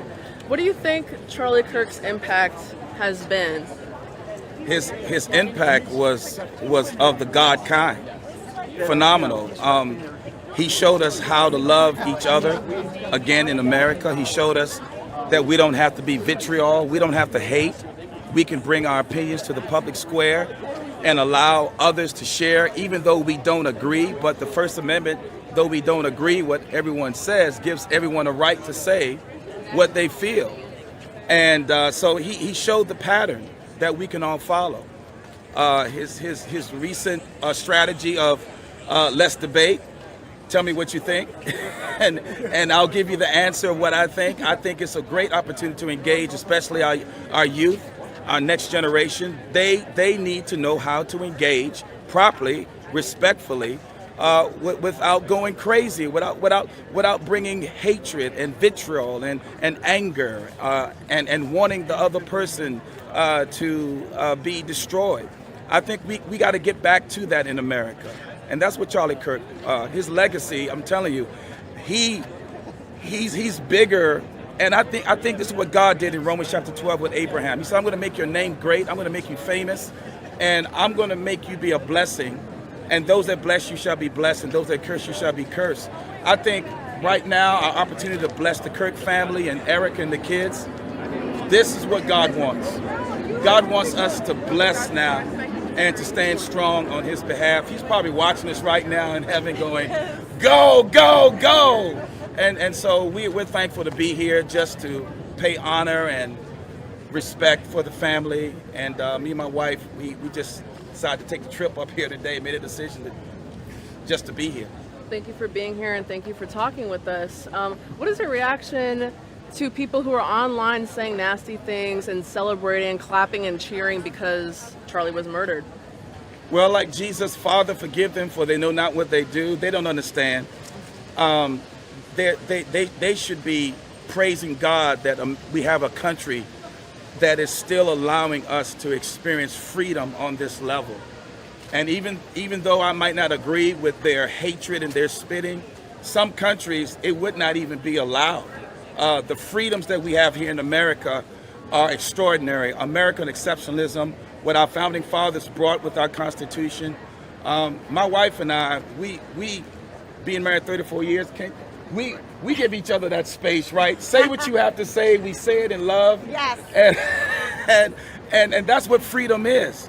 And America is a place of freedom. America is a place where people are willing to break laws just to get here to live here. They're willing to cross over borders just to experience a taste of that freedom. So let's thank God. President Trump is doing an excellent job in bringing America First back. And Charlie Kirk was a champion of America First. So thank God. I want to ask this of both of you because both of you are wearing messages. Does that say "Make America Holy Again"? Make America godly again. So Yeah. being in DC, we're a very blue area, and neither of you seem scared to show your beliefs, even though somebody was just assassinated for sharing his free speech. What do you tell conservatives who may feel scared now to be a victim of violence for just exercising their First Amendment? Well, I'm telling you, it's a little bit too late for me. I'm just psychologically, I'm all in. Yes. I'm all in. We and are. like our friends that are with us right here, Steve and his wife, and Sam and John, we're all in. We're all in. No, it's like either we fight for this country, either we fight for the rights to be free, or we lay down and give it all over to people who actually hate this country and would rather have it burnt down to the ashes. And we can't stand for that. So we'll show our hats, we'll show our MAGA hats, we'll show whatever. Make America godly again. Make America safe again, strong again. Make America pray again. Look, this is what it's all about, and all the creativity that's out here today. Yeah. We need to celebrate, and that's what we're doing here. Not only just to remember Charlie, but to celebrate his works. And now look what he's done. He's brought all people from all walks of life together to make mention, to honor him, and to pray for Erica and the kids and Turning Point USA. We are recipients of that ministry as well, Turning Point USA and Turning Point USA Faith and Action and Pastors. So many things he's contributed. And so now the best we can do right now is not be scared. That's the best thing we can do. God has not given us a spirit of fear, but of power, love, and a sound mind. And so we need to run. As my wife was preaching today about the ego, we need to run. Right? What you say about the ego? They that wait on the Lord shall renew their strength. They shall mount up on wings as eagles. They shall run and not be weary. They shall walk and not faint. Yeah, no time. No time to faint. No time to faint. No time to faint. No, look, this is the time to press in and bring the understanding that America is not about black, white, red, yellow, brown.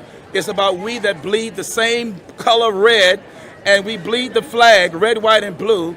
We are one race, as my dear friend Alveda King would say, one race, human race, all from one blood, and it's time for us to unite. It's time for us to come together. That's what Charlie represented. He was not a racist. He was about everybody. I met him back early in the first administration with President Trump back in 2018-19, and I'm telling you, since then he's gotten married, beautiful kids. This is what the American dream is all about. So we can't go back. We're all in now. We're all in. Thank you for sharing these words of inspiration. That was great. Thank you very much, both of you. Thank you. Good to see you. Good to see you too. Thank you. I really don't.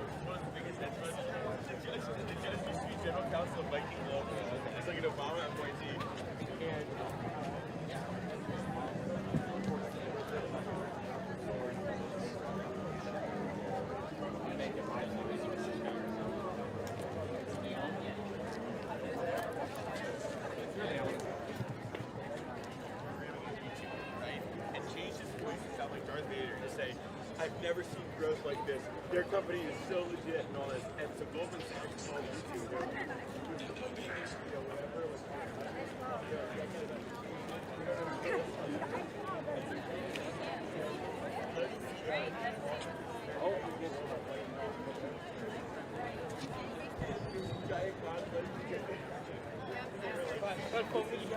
We owned like, over 1,000 stocks. I go to trade constantly. Like, what are you talking about? And they're like,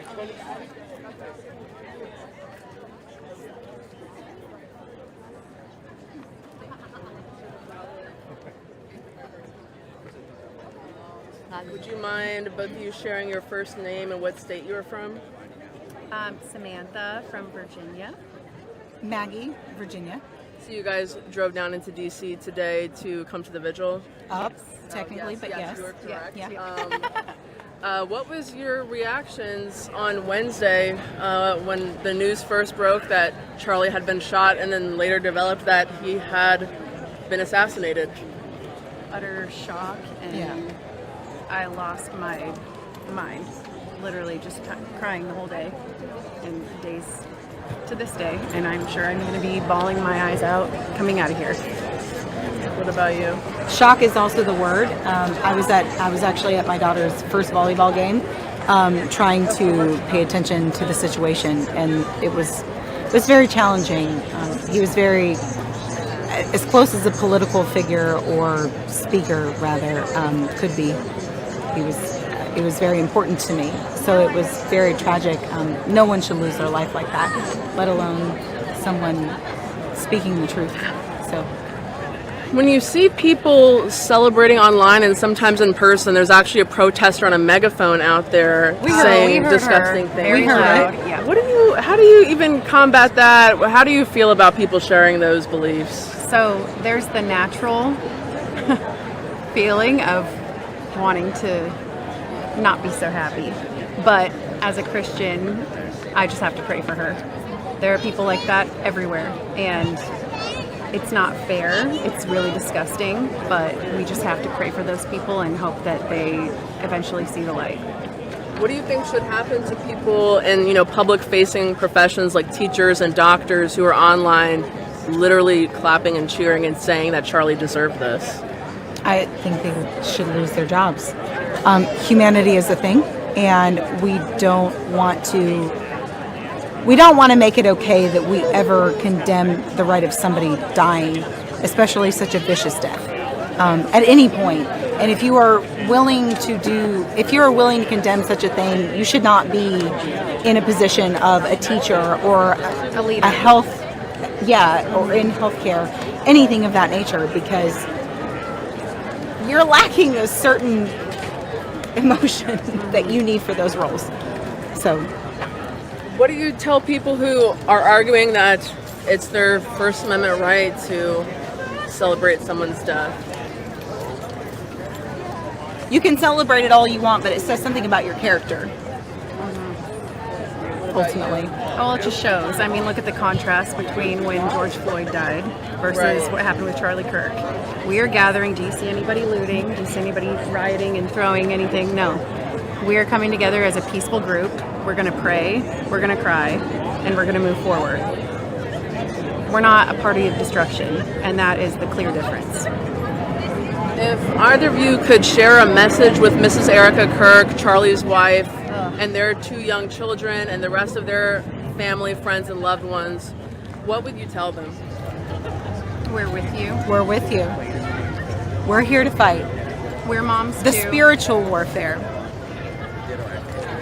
And actually, one last question, since you guys are both in MAGA hats, you're both carrying American flags, and we're kind of in the heart of a very 92%, something like that, Democrat district.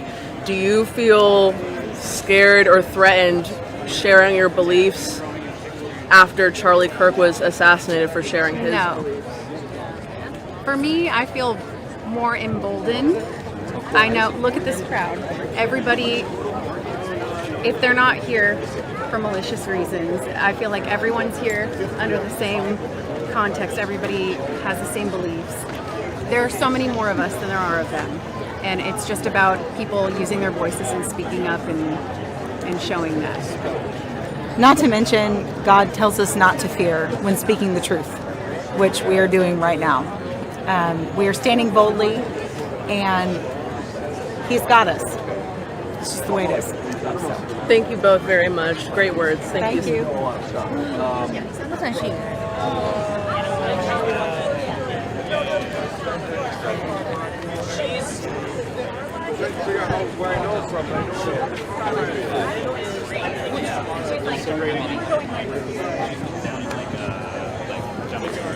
Oh, okay. Yeah, so exactly. All right.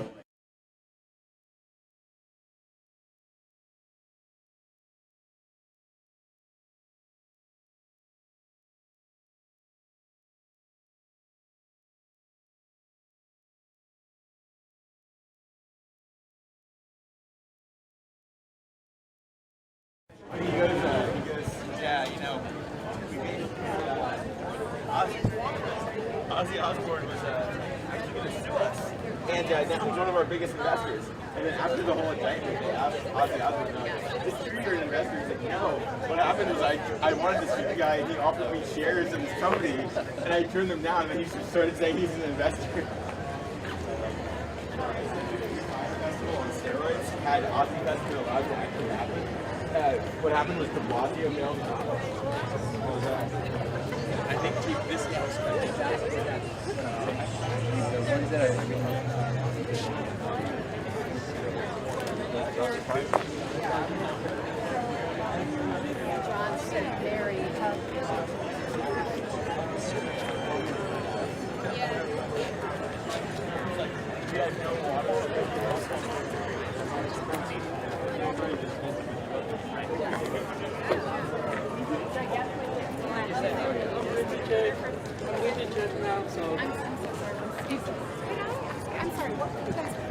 Breitbart.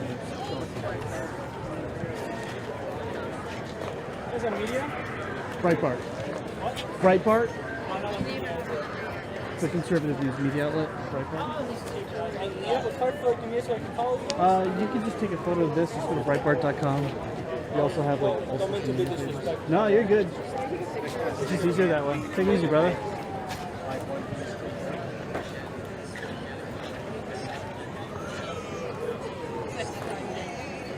Cold and grizzly.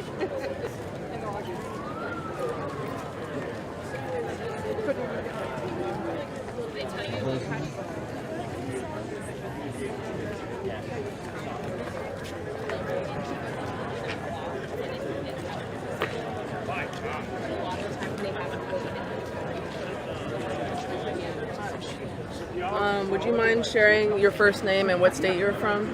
My name is Harrison. I'm from California. Did you travel here today for the vigil, or you were already in DC? I live here now. Oh, okay, nice.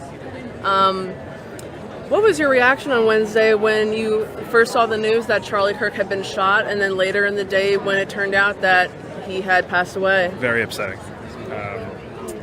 I've been super depressed all week and haven't been feeling very good. So. Sorry for that. Did you watch a lot of his content? Oh yeah, I went to a TPSA meeting in 2022 in this exact outfit, so I decided to show up the same way I showed up for the first time, and yeah. Would you say he influenced any of your thoughts, or maybe just encouraged you to share your thoughts with the First Amendment? Definitely both. Definitely encouraged me to get out there and fight the good fight, and encouraged me to promote conservative values and stuff like that. Definitely.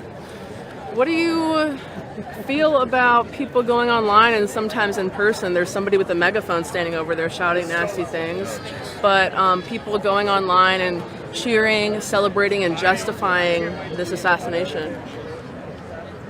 That sucks. There's not anything that I can say about it other than it's just not good. It's horrible and abhorrent and every other word in the book that I can use. But it's our job to continue Charlie's message and not use violence back. So that's our goal. For people in positions of power, influence, if they're a teacher or a medical professional, what should happen to those people if they are sharing those views? Should? I don't know about should, but I don't know if they need to be participating in civic society. I don't know if I went into the ER and found out the doctor was celebrating this and found out who I was personally, sharing my respects to Charlie here, would he treat me differently? I don't know. And there's no way to know that. So unfortunately, I don't know if there's a way to hash this out without some sort of hurt on either end. I don't know. Right. To people who are spreading a lot of theories basically saying that Charlie was racist, Charlie was a bigot, Charlie was transphobic, and that's why we were justified in doing this. What do you say? Because I think a lot of people in America have similar views, moderate views, like Charlie did. Right. They don't, they call you a fascist so they can kill you, right? That's the line that I've seen on social media all the time. None of it is true. None of it is correct. But the only thing that we can do is continue to try and spread the true message and the truthful things of what he said and the actual facts of the matter, and trying our best not to get into the emotions part of it. One last question. If you could share a message with Mrs. Erica Kirk, Charlie's wife, and their two young children and their friends and loved ones, what would you tell them? I would say I appreciate you continuing the fight to fight the good fight. I appreciate everything that your husband has done, and I appreciate the inspiration that you and your family will continue to carry on. Thank you very much for sharing those thoughts. I appreciate it. Thank you.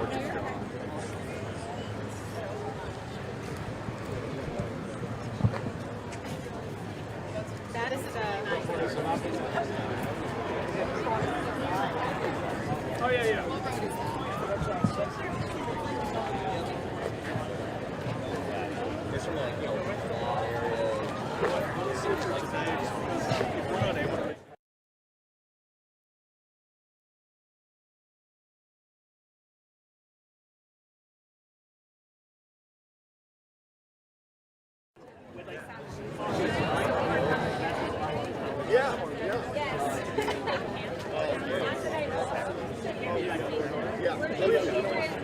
Well, in franchising, they're paying ridiculous amounts to buy a franchise already.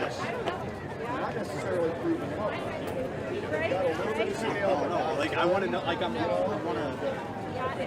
The franchisor, yeah, and then he would come in and they put a platform together and put a bunch of those, right? Which is good.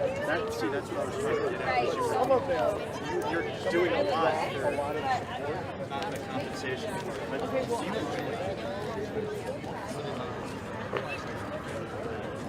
one of them begins screaming, and it looks like it might be on a, but it'll be like, oh,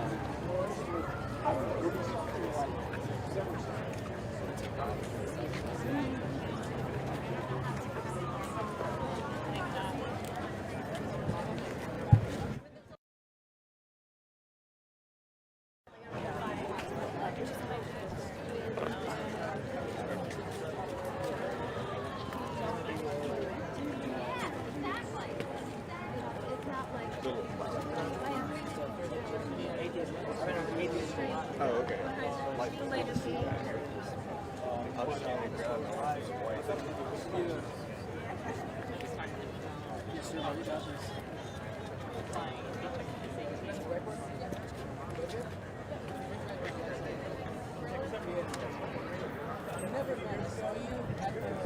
You did, yes. First, yeah.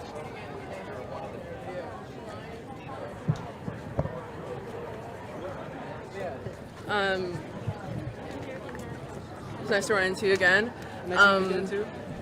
We're just gonna walk backwards a little bit. Just walk with me here. Do you mind sharing your first name and what state are you from? Sure. My name is Salam from Virginia. And did you come into town today just to go to this vigil? I did, but I live like 20 minutes away. Okay. Yeah. Can you share a little bit about your reaction on Wednesday when at first it came out that Charlie Kirk had been shot? I don't know if you saw the horrible video initially, and then like an hour or so later it came out that he had unfortunately passed away. So when I found that initially, I was shocked but not surprised. Just with everything that happened with President Trump last year, understanding when it comes to the territory with how the left is. But I was very, very concerned, very sad. And then when I saw, I didn't watch the video. I didn't want to watch the video. I saw it later on that night. But when I found out he was dead, I was deeply heartbroken. I couldn't believe it. Young man, young father. Had the pleasure of meeting him briefly 3 times, and it's just very sad. But I'm very encouraged that his death seems to be bringing about a bigger platform for the Christian values that he espoused. I'm seeing a lot of people coming back to church. Praise God for that. What the enemy meant for evil, he's turning for good. Would you say that he influenced your beliefs or encouraged you to share your beliefs more outwardly in any way? Influencing my beliefs, I would say my beliefs were already pretty aligned with Charlie's beforehand. But yeah, I would say definitely made me more comfortable just being outspoken for truth, and seeing what an impact you can have when you tell the truth. And it doesn't matter what anyone else thinks. You know, you have one audience, and that's before God. What do you say to people who are online and some in person? There's a lady with a megaphone back there saying some pretty nasty stuff. What do you tell those people, and how do you react when they're celebrating and justifying this murder? I share the same views that Nick Fuentes has, that these people They can't be reasoned with. You can't convince them of anything. They have to be destroyed, not with violence, but they can't be allowed in polite society. Anyone that celebrates the death of an innocent man for having differing views, him getting shot in the neck in front of his children, these people can't be reasoned with. What do you think should happen to people in positions of power and influence in public-facing jobs like teachers and medical doctors who are sharing some of those disgusting things? I think that they should repent and that they should be removed from those positions of power and not be given any more influence. What do you think is Charlie Kirk's lasting impact in the young conservative movement, but also overall? Just think about that. I would say Charlie Kirk's lasting impact would be to be a champion for Christ, to be a champion for truth, and to do that unashamedly, but also to do it from a place of kindness. Charlie spoke to a lot of people with some pretty horrible views, some pretty differing views. We always treated them with kindness in a friendly way. And I think if he didn't always win them over with his arguments, I think he won their hearts, not to be weird or cliche. But people like Dean Withers Parker, whether they admit it, it seemed like they liked him. And I think over time, that can incubate some softness towards conservative values or Christian values later on down the line. And one last question. If you could share a message with Mrs. Erica Kirk, Charlie's wife, and their 2 young children, and anybody around them and who loved him, what would you say? I would say, I'm deeply sorry for your loss. This shouldn't happen to anyone. Your husband was a great man. To the children, your father was a great man. I'm deeply grieved that you won't have him for longer. And I just know that we will do our best to continue on his mission. And I'm very proud of how strong you are, how you're not backing down. You're not letting this bring you down, despite what the enemy wanted, despite what that kid did who murdered Charlie Kirk wanted. You're remaining strong and you're desiring to continue his mission. And I just want to say that's commendable. And may God comfort you during this difficult time. Thank you very much. I appreciate it. Shoot me, we're live, so I'm going to move on, but shoot me a DM. I'll follow you if I don't already follow you. All right, thank you.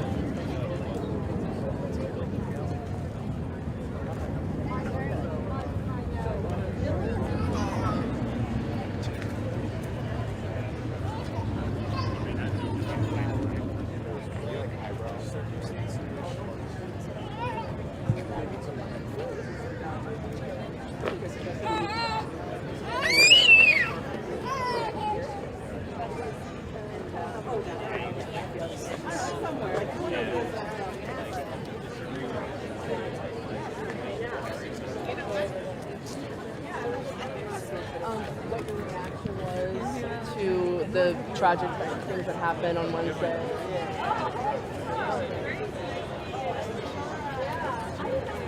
One second, let me just...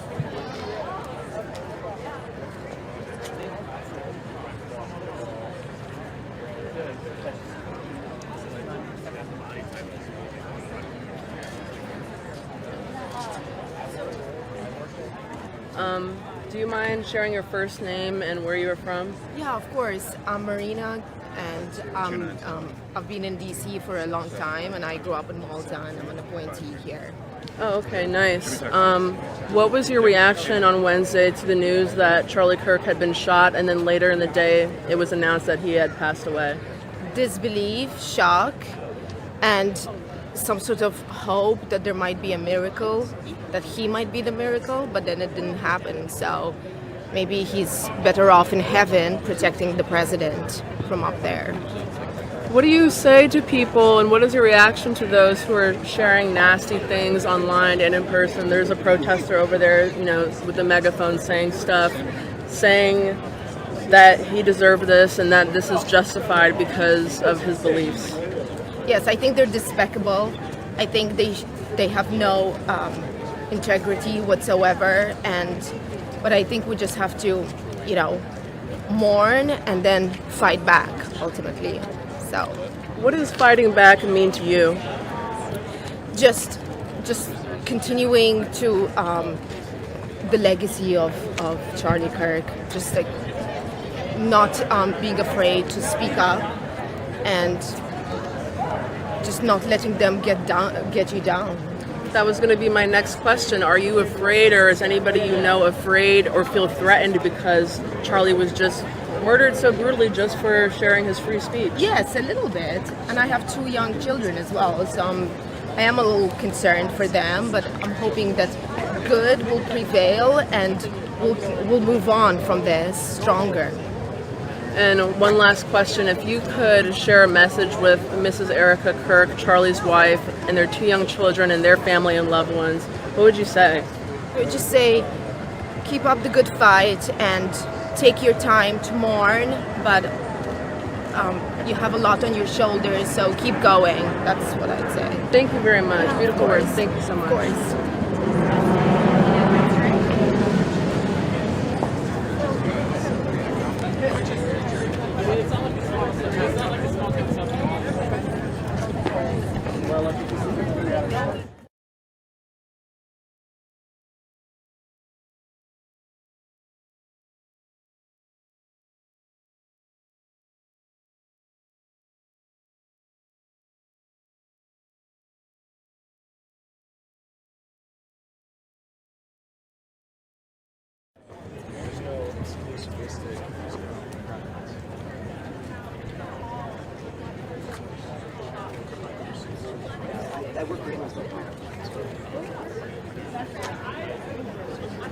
So they won't tell you what the real rules are.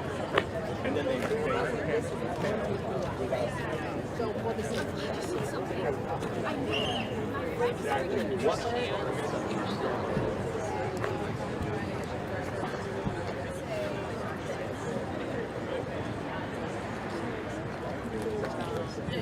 Just stay right here. Cool.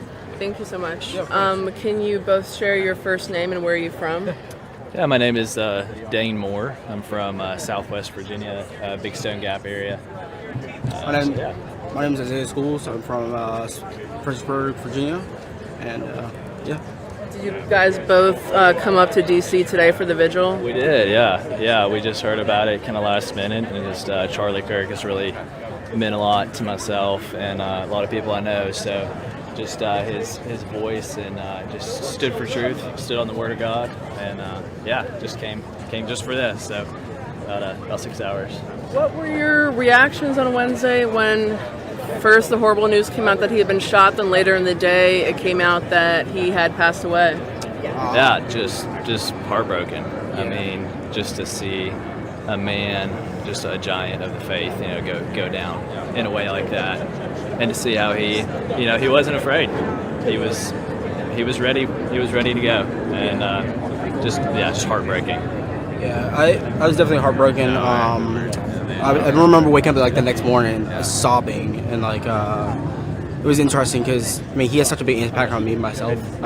Such a bold man for the word of God, and I don't know. He stood for so much. He's raised. I'm not raised up, but he's exploded up a new generation. So, and he's been a blessing to all of us. So, I'm sure you can speak for yourself too. Absolutely. We are Charlie now, and he's passed the baton, and it's an eternal baton because Christ is in the center of it. So it's everlasting.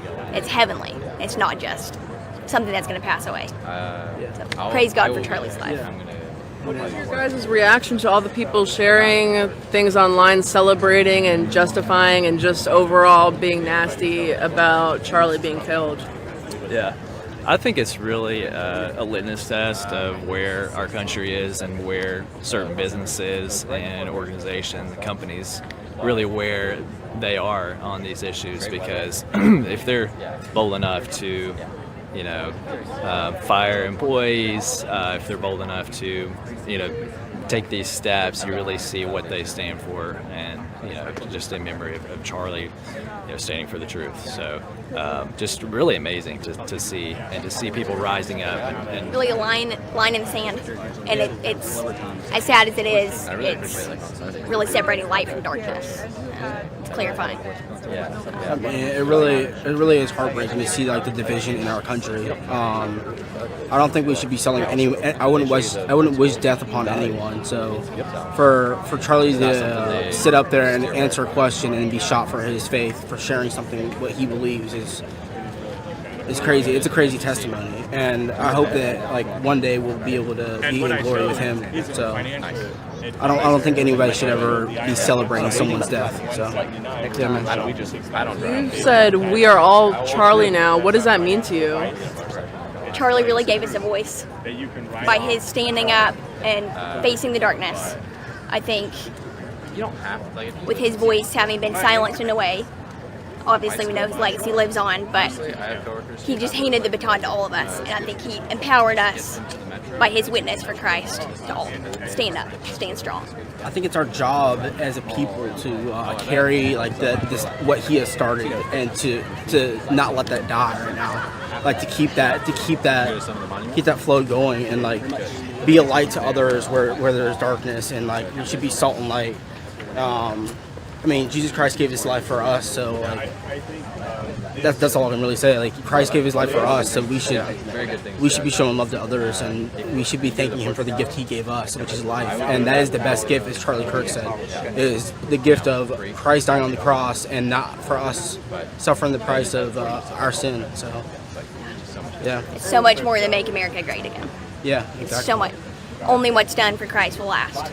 Yeah. And And I you think guys Charlie's are all wearing the MAGA hats, and obviously a very deep blue city, and it's a trying time because somebody very popular to everybody in this movement was assassinated for kind of sharing MAGA and conservative beliefs. Are you guys threatened or feel scared or afraid at all that you will be victims of violence? I'm not afraid at all. No, our hope is in God, and God we trust, as our nation's motto is. We have been cussed out, but I personally take that as an honor. And it's just a small, very, very small piece of what Charlie felt and the opposition that he faced during his I'm not scared. I feel like we should be bold, like be bold in our faith. I mean, look at Christ. I mean, he was spit on, he was beaten, like, and we're out here in freedom. Like, we should not be afraid. So it's awesome.